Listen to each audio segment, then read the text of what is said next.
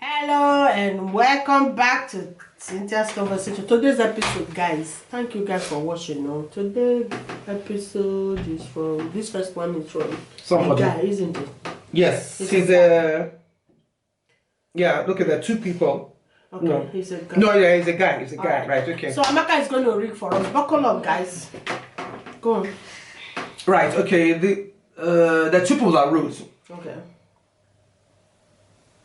So this guy is a pharmacist. He just said pre-wedding medical tests for intending couples. Okay, so And- that's the people that are about to get married. Yeah, but this is basically because usually, and this is for mainly for black people because white people don't have that genotype. Yeah, it's weird. So And- black people, this is no, it's only black people that have the sickle cell trait in them. Yeah. So, as a black person, they advise you. This is the in most churches anyway. The pre-wedding medical test, the genotype, Okay. and that's to find out if you're AS and AS or If we both AA. are compatible, so not Blood have- group, HIV, they always do HIV. Hepatitis B and C, they do that in Nigeria. STD, any sexually transmitted disease. Yeah. Fertility test. Possible genetic disorder, which is fair enough. So, mental health assessment, I know they do that. Family history. And then this is pharmacy saying don't waste money on pre-wedding pictures while you're yet to check things. Because they do advise you, which is a good advice. Now, this uncle, Bros, said he's AS and his fiance is AS, so that means they have the sickle cell trait in them. Now, if you're AS and AS, they tend to advise you not to marry because the there are chances of having a sickle cell child is very high, it's 1 in 4. Yeah. So you can have 4 children and they'll all be sicklers. You can have 4 and maybe one will be. or not, none of them will be, but they tell you not to take the chance. And I know people that have done that and all their children have sickle cells. We fasted for 1 month on the instructions by my great papa in the Lord. That's obviously their That's pastor. a pastor. We cried and decreed against SS children. And on the last day, God promises us AA children. Now, my problem is that the family is against us, but God is all we have. Basically, they went to their pastor and their pastor told them that they should pray, that they pray, that means it. And then they said they have fasted and prayed, and then on the last day of That God will give them God that, have answered them that they will not. that they will not You have see? to. But that family, and I agree with the family, is against it because it's not fair. Yeah, it's not fair on the children you're bringing in. Yeah. Yes, there's nothing wrong in believing. Okay? There's absolutely not wrong in believing. But really, they've told you. That's very, very Nigerian, African thing, These doctors have told you. They'll only advise you. The pastor, will he be there with you when your child is having crisis? And then he will tell you, let us pray. When your child is having crisis. And this people, they tend not to live long. They will suffer. There's no cure. People don't have cure for it. Yep. There's no cure. Okay. This child will suffer. You spend money on hospital, and then the child will come and die. Have you finished? Yes, I'm waiting. I thought you were going to talk. Okay, so this is a personal experience, and I used to hear sickle cell anemia, and I've never Oh, you never had know. anyone Oh, that no, had never. it. My uncle, which is my mom only brother, has a daughter who is a sickle cell. This child should be 10 or 11. And I have seen this little girl have episodes. Crisis. And I can tell you, it's horrendous. Every month, I know how much my mom spends on this little girl. Because if the dads, which is my uncle, and the mother of this child have the opportunity to do this test and find out that each one of them have the gene, I don't think they would have want to bring this child to this life. For you to sit here now and say that you have fast and pray about it, it's like you, and the majority of people like you that are saying this now will turn around tomorrow and blame the woman. While you clearly know what is about to happen, and you are still going ahead with the marriage in the hope that your God have answered your prayer, that you will not have a sickle cell. What happened if that child is a sickle cell? So you see, right. Here in Europe, I know that there are so many medications. No, it doesn't work. No. Some of them do. I've seen people that are in their 30s. No, you will live. No, it's not that you will. I mean, I know somebody, it's got nothing to do being with Europe. It's just some people live longer. It's not that. I have a friend, her mother died, she was 65. She always lived in Nigeria. All her children, all her siblings have died because they're all sicklers. She's looking after, she's a sickler, she's here. Yeah. She finished medical school late because her leg broke. The osteoporosis. You will live a miserable life, whether you're here or in Nigeria. Right. This one you're saying, you see, it's hard. It is hard. It's the pastor that you should blame. Because let me tell you, I have friends that they met somebody. When you're dating somebody, you don't first start, like, you go into a relationship, not, you obviously, when you start dating, okay, I'm not good to marriage. So maybe after that, that's how you have now fallen in love with the person. Yeah. It's easier said than done. It's hard. It's the pastor who is supposed to be an authority, who is supposed to help them to tell them, look, because I know the Catholic Church, the church I used to go to in Nigeria, they will counsel the two of you through your breakup. It is hard. You're falling in love with this guy. You now want to marry, right? You decide you're going to get married. You now go and do a blood test. Your genotype. You've been dating 5 years, let's say. You now go and do your genotype and you find out that both ears. It's hard. What that pastor should have done is counsel them and tell them, look, it's going to be hard for you to break up. Do you understand what I'm saying? You've told your people that you want to get married, then you now go and do this. This man said, don't do your pre-wedding shoot. By this time, you have told people that I'm engaged. Then you start doing your wedding plans, then you start doing the test. And then you find out that you're both ears. It's counseling you need. Now, what my mother did when we were young, which is what I think people should do. My mother, I'm AA. One of my brothers is sick. My mother told us when we were kids. So we already knew. She told me, before you even start, if you think you're 8 and you want to get married, before you even start dating, I used to ask, well, I'm AA, so it didn't bother me. I could marry a sickler, it's okay. I could marry an AS, that my children maybe. So my mother, we already knew. Now, my 2 younger siblings are both ASs. She just told them to be careful. By the time you start thinking, so they already had in their mind that, before you, so it's really hard. It's really hard because most people don't know the generation. I knew from when I was a kid. Amaka, listen. I get what you're saying.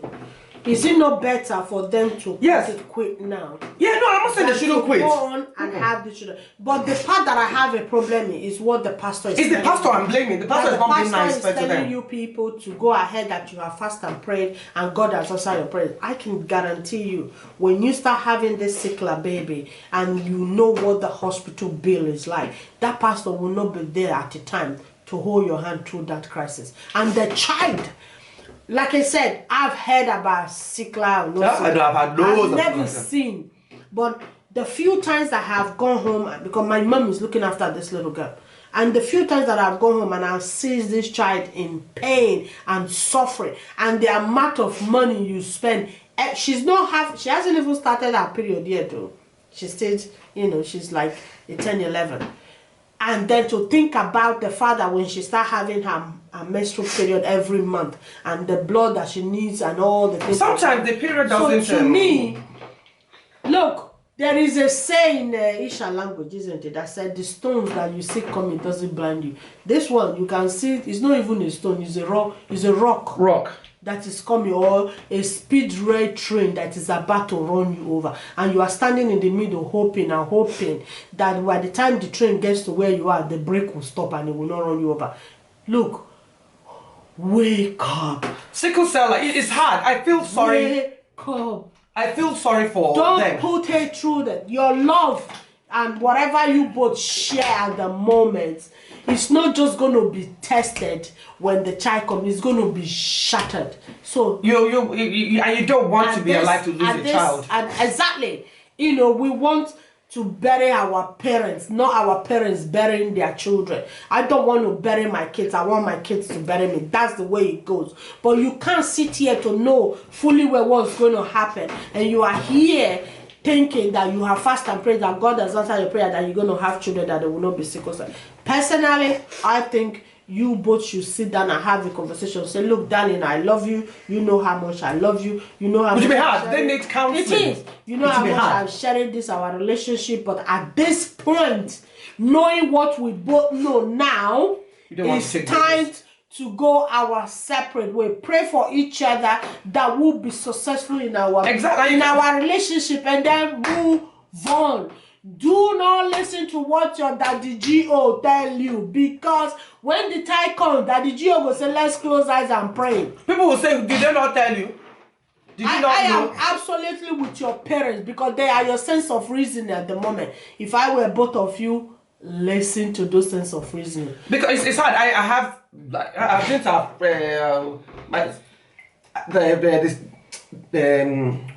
her cousin just died of the one in Portugal. I have loads of friends that are sickle cell that have died.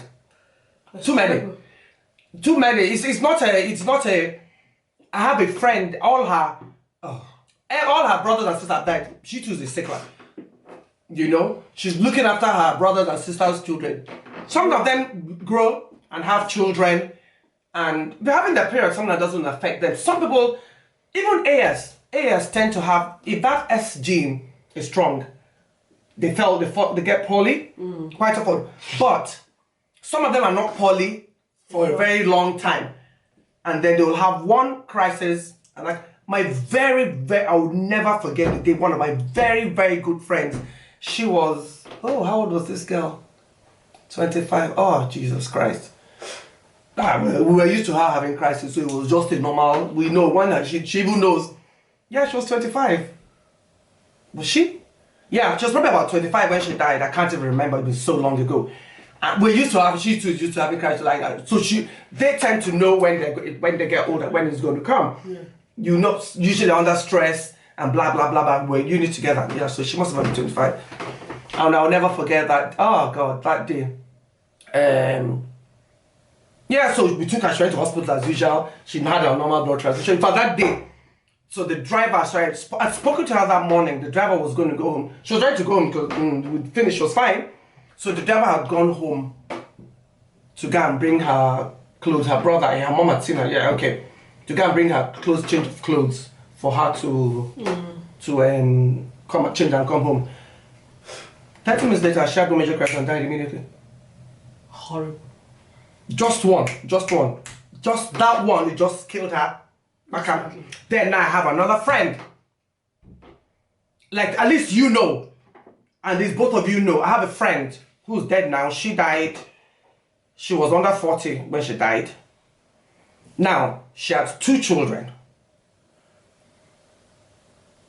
When, and reason why, what happened was when she had a daughter, she was AS. And she swore that she would not marry anyone that had AS because her older sister, her older brother have sickle cell, and she knows what her parents went through. She got pregnant for this guy before they got married. You know? And she was like, oh gosh, I didn't do a test. They did a test, well, she did a test and the guy said no, that he's AA. And she said, so she was fine. Her daughter was fine. She now had her son, her only son. This is a true story. Had her only son. This boy was always sick. Always sick. Why is this boy always sick? Always sick. There's no way they didn't go in Nigeria. So the guy said, okay, you know what? Take him to the UK. Paid for her ticket. Came to the UK. Even the doctor didn't understand what was wrong with this boy. Brought him. Said the boy was a sickler. So she argued that, are you crazy? How can my child be a sickler? I'm yes, my husband is A. Said no, the boy is a sickler. Are you sure? Said maybe they gave me the wrong child. You know how that kind of thing is. The husband confessed that he didn't tell her the truth. Yes. He lied. The boy died. But he lied. The boy died at the age of 16. But the man lied because the man lied. Yeah, died at the age of 16. Because the man lied. To me, it's not worth it. It's actually not worth it. I am not saying that what you and this... It is hard. What you and your woman have is something to just say, let go. I understand that because relationship, even someone that you met 6 months, it's hard to let that relationship go. Leave alone someone you've dated for a long time. And you're getting ready to marry. But I can tell you, you rather go to the pain now and have this breakup, and then knowing that in your heart, we all have that person that we love that we are not with. And I don't. I do. Yes, we know. There is that. If I help this woman, whenever I'm saying something serious, don't interrupt me. Did I interrupt? I said yes, you know. Because I heard what you said. I heard what you said. I said, but you know. Who I'm not mentioning any names. I'm see this my hair, but about see no evil, hear no evil, speak no evil. You know when you begin pray for your village people, these are them. These are not village. These are town people that I pray against. They say there are some people that you love that you no, but in life, I don't know about other people. There is someone in your life that you love, but you. Yeah. Amaka, don't interrupt me again. Why are you enemy of progress? Huh? Bros. It's not even funny. Leave me alone before you let my wig fly. No, seriously, listen, it's going to be hard. I was talking. Okay. Okay. In life, we have that somebody that is close to our heart for some reason that we're not with that person. Okay? This one is one of those. You know, love her in your mind. You both cherish what you had. But moving forward, we like that word. Yeah, moving forward. Yeah. Henceforth, always remove the key from the door. Henceforth, from now on, bros, don't do it. Pray. Listen to pray your that God gives parents you the strength to move on. Pray for the two of you that you both so that you can go and have healthy children and be happy. Look, it's not worth it. You will look back on this and think, okay, yes, you will struggle. Yes. There's no way you will not struggle. Yes. So what you two should be praying for is that God should give you the strength to move on and find healthy love you like you both love each other. That's your prayer point. And pray for each other. But do not go ahead in this false prophecy and the false hope that your GO have given you to say, I have prayed and God has answered your prayer that you will not have answer. Because my brother, turn back 10 years from now, you will regret every decision that you've made today. So please, listen to both parents. If you didn't know, if you didn't know, that's a different matter. But this one that you can see that the speed train is coming and it will crush you and it's hard though. Over. Yeah. Move on. Eh? Man, it's hard. That pastor is not your friend. At all. He should be giving you counseling. Did you know how many lives that have been ruined because of these two people that did you? Yeah. Who will tell you to put a sticker at the back of your car, God save me, and he has 7 bodyguards with a bulletproof car and still be telling you to buy sticker that when sticker. Oh, handkerchief. Yes, those are handkerchief. But the handkerchief, they have grades, oh. They get 5,001 and 10,000. Fuck that shit. Look, my I will pray for you. And have you seen them drink? And when will I see? No, have you seen them drink the extra virgin oil? What would they do? Salad. Don't I think they cook pasta? That is the worst. These people will go down the whole but fuck.